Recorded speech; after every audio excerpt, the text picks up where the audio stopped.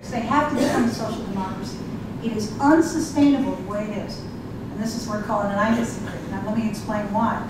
First of all, I see the United States, and I spent more time there in the last 3 years than I spent, because I left at 19 as an immigrant.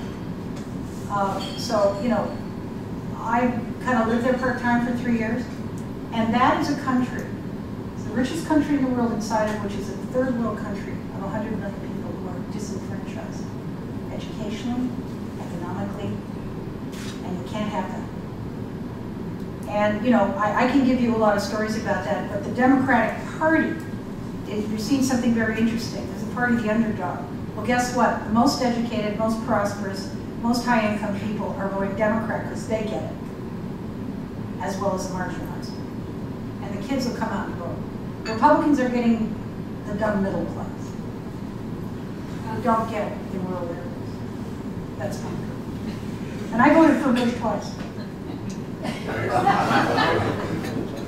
I'm guilty of that. I'm guilty of that. I'm a senior citizen, just a simple taxpayer. Can you give me a detailed definition of what is the economy? Everybody calls the economy. What is it? Nobody knows. What is the economy? It's transactions. Economic, it's financial transactions. It's, you know, the National Citizens Coalition buying us a meal, buying my book. I mean, that's what it is. And so it's the banks, right?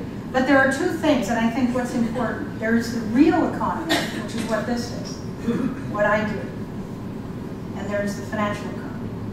And the financial economy is what is a mess, but it's the financial economy. The real economy is the body, the financial economy is the blood. There's no blood in the body. Because everybody's scared, nobody trusts anybody else, and you know, they can't even rob Peter to pay Paul. Because there's no Peter and there's no Paul. Right. So that's why the government's have to come get involved. But the real economy will chug along, and it'll happen. But the right stuff has to be done. So it's the financial economy which is on the brink. Yeah, Wall Street blew itself up. It turned into a complete casino with these derivatives. It blew itself up. And you know, it's really important. I mean, investment banking isn't just this kind of nonsense casino stuff they were doing. Investment banking is the gatekeeper for success and activity in the world. I mean, you know, it's the Wall Street guys who financed and sold the municipal bonds that are in trouble now. There's nobody to sell the munis. So there's no infrastructure being built. There's nothing. It's no sureties.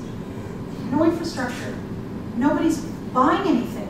Well, it's not going to be this way forever, but we are in a real pause. And it's very scary. So be scared. Don't panic, but be frightened.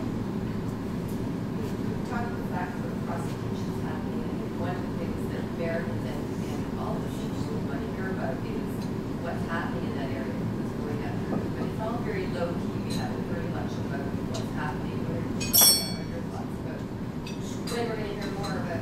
Well, the FBI indicted so far 7,000 people in the U.S. on the mortgage side. And this derivatives thing, I don't know, Congress is holding hearings. Remember also, these people who were at the top will also be pestered for the rest of their life with possible RICO actions, with lawsuits, with regulatory fines, with penalties and interest. I mean, they can't walk away unscathed. Now, and the Americans want blood, and they're very puritanical, so they'll get it. They will get it. But you have to understand too, I interviewed a neighbor in New York in my condo building, and she was with Lehman's. And her whole life savings, and it was quite substantial, she told me the number, was tied up in her Lehman stock. They all wanted to, you know, risk entrepreneurial culture. So you're going to pay your bonus and everything in stock, blah, blah, you ride the horse, whatever. When you left Lehman, it wasn't vested for 2 years. She was too much short of that because she's wiped out. She was leaving her condo for the last time. She's handed over the keys. She's declared personal bankruptcy. She's going back to Des Moines, Iowa to teach school. That's what's happening. Diane, does it not at the end of the day boil down to something that I've always referred to as the buffoon club of representatives? You know, we all know that the president has a lot less power in the United States, real power, than of course the prime minister. Except to declare war. Well, that's so good for 7. I'd like to keep that. That's a 7A one.